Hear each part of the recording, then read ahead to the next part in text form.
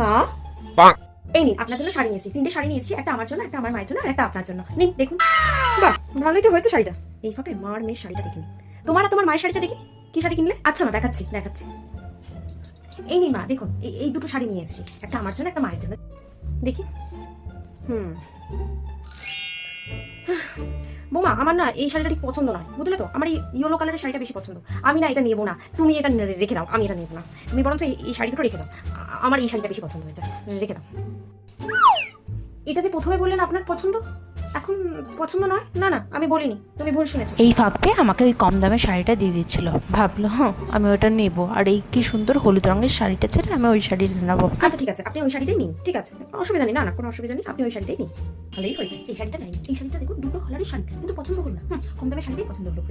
এই শাড়িটা বেশ দেখতে পেলে দু কালারের শাড়ি, ঘুরে ফিরে সেই এক কালারের শাড়ি। ভালো হয়েছে, বলতে তো পারবেন আমি দেখাইনি, যেটা নিয়েছে সেটাই করবেন। থাক, বেশি দামের শাড়িটা নিল না, কি আর করা যাবে।